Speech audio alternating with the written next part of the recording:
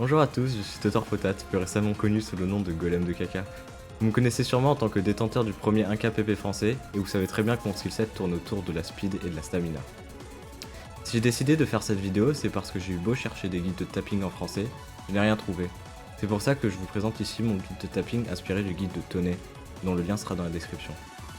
Dans ce guide, je vous présenterai d'abord comment améliorer votre technique de tapping, ce qui marche surtout si vous êtes un joueur full alt, mais qui marchera bien sûr avec tout le monde. Ensuite, je vous montrerai quel type de map jouer pour s'améliorer en stamina et ainsi augmenter sa speed.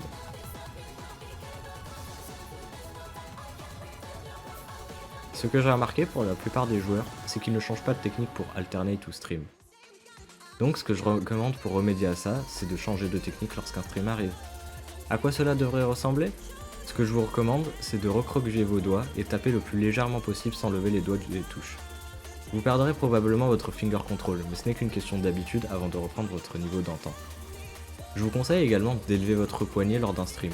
Cela peut sembler contre-intuitif et compliqué, mais ça vous permettra de pousser un peu votre speed et votre stamina. Mais finalement, ce que je peux vous conseiller, c'est d'expérimenter avec les switches de votre clavier pour trouver le point d'actuation afin de ne pas avoir bottom out tout le temps et gagner en stamina.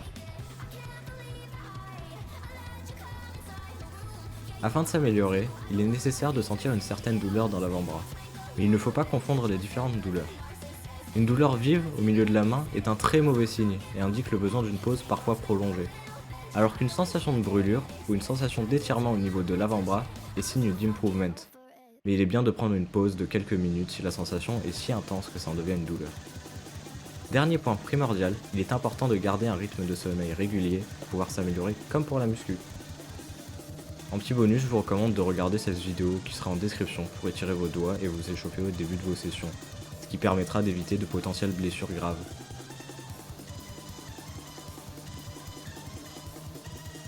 Maintenant, on va parler des maps à jouer afin de s'améliorer en speed et en stamina. Pour s'améliorer en speed, il faut s'améliorer en stamina, et pour s'améliorer en stamina, il faut s'améliorer en finger control. Du moins si vous voulez être un joueur respectable.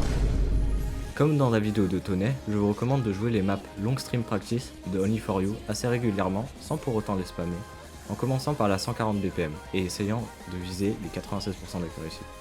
Une fois les 96% atteints, vous pouvez passer à la difficulté du dessus, et après avoir fait toutes les difficultés jusqu'à 180 BPM, libre à vous d'installer un autre mapset et de continuer en montant peu à peu les BPM. Mais, je vous recommande de passer à des vraies maps peu demandantes en flow aim mais très demandantes en stamina, telles que Blue Zenith, Fake Me, et de nombreuses maps dont je ferai une collection disponible en description. Aussi n'hésitez pas à utiliser Osu Trainer qui vous permet de modifier les BPM des maps, mais faites attention de laisser les loader au-dessus de 9 pour développer une technique plus précise. Mais plus vous monterez en BPM, plus vous pourrez vous permettre de baisser l'OD, mais faites attention à ne pas descendre en dessous de 8. Il faut avant tout prendre du plaisir en jouant ces maps, n'oubliez pas de mettre No Fail, ce qui vous permettra de vous pousser sans mourir, et aussi de traquer votre progression. Et bien sûr, ne vous arrêtez pas quand vous avez plus de stamina, juste poussez-vous. Il est extrêmement simple de s'améliorer en tapping, ce n'est pas une question de gift, c'est avant tout de la discipline et de la détermination, car le tapping ne se développe pas en un jour, pas en une semaine, ni même en un mois. C'est toute une aventure à vivre avant de pouvoir FC son premier image matériel. S'entraîner en tap peut devenir très démotivant, surtout au début, lorsque le tapping est plus bas, mais il est important de persévérer et de continuer de s'entraîner.